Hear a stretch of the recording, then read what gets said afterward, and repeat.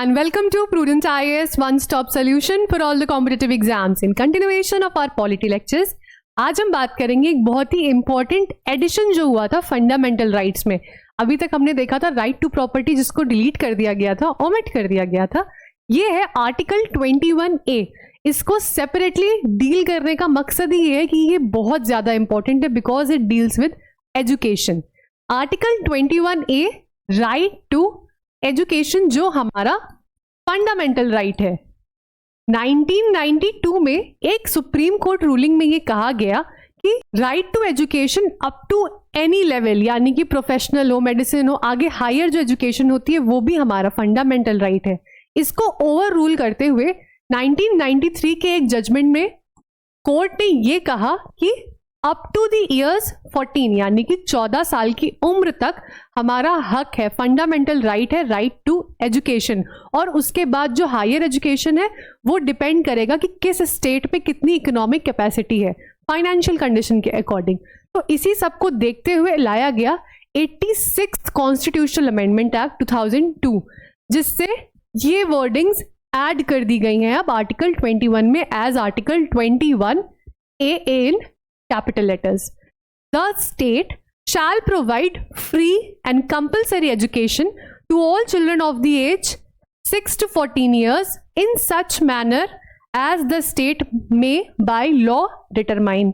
तो सबसे पहले ये क्या क्या एस्पेक्ट्स को कवर कर रहा है? ये डिस्क्रिमिनेशन को प्रोहिबिट कर रहा है because it is for all the children. तो सभी को क्या मिल रही है? Equal opportunity for education. इसी के साथ साथ ये जितने भी फाइनेंशियल बैरियर्स हैं जो कि एजुकेशन को हिंडर करते हैं वो भी हटा रहा है. क्यों? क्योंकि ये फ्री ऑफ कॉस्ट रहने वाला है और कंपलसरी रहने वाला है. अब ये जिम्मेदारी किसके ऊपर है? सेंट्रल नहीं, स्टेट गवर्नमेंट्स के ऊपर है कि वो सारे ही बच्चों को जो 6 से 14 साल तक के हैं उनको एजुकेशन प्रोवाइड करे.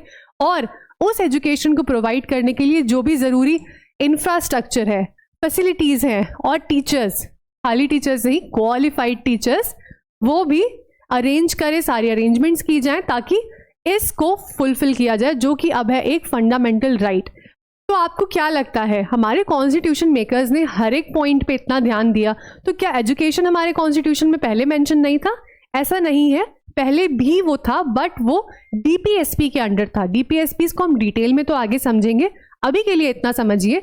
Directive principle of state policy, यानी कि स्टेट को, यानी जो हमारी सरकार है, पार्लियामेंट है, उसको कुछ निर्देश है, डायरेक्शन है कि आपको ऐसी ऐसी चीजें करनी है. उससे क्या होता था, उसमें भी उनको बोला गया था कि आपको एजुकेशन प्रोवाइड करनी है सबको, लेकिन वो एनफोर्सेबल नहीं था, ज्यूडिशरी इंटरवीन नहीं कर सकती थी.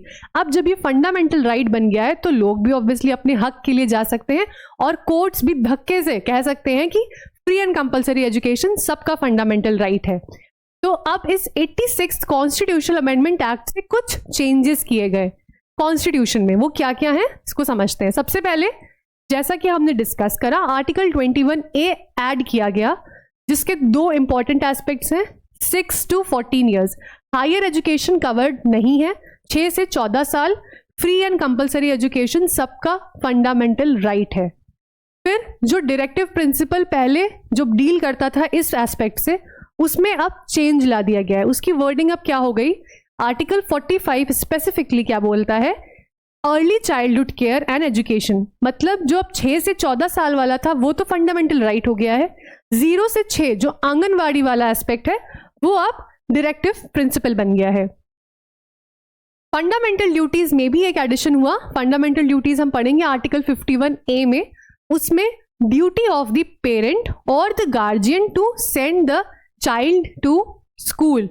और इसी सब को इंप्लीमेंट करने के लिए पार्लियामेंट लेके आया राइट टू एजुकेशन 2009, क्योंकि अभी हमने पढ़ा in such a manner as the state में बाय लॉ डिटरमाइन. और कोई भी इस राइट को, या बहुत सारी ऐसी फंडामेंटल राइट्स हैं जिनको इंप्लीमेंट करने के लिए टाइम एंड अगेन लॉज लाए गए हैं. ये पावर पार्लियामेंट को दी गई है. मैंने प्रीवियस वीडियोस में बताया है कि किस आर्टिकल के अंडर पार्लियामेंट को ये पावर मिलती है. Let me know in the comment section कि पार्लियामेंट फंडामेंटल राइट्स के लिए जो लॉ लाता है वो हक उसे, वो पावर उसे किस आर्टिकल से मिली है. This is it for today. I hope article 21A, its importance is clear to you all because it deals with education for all. Thanks for watching.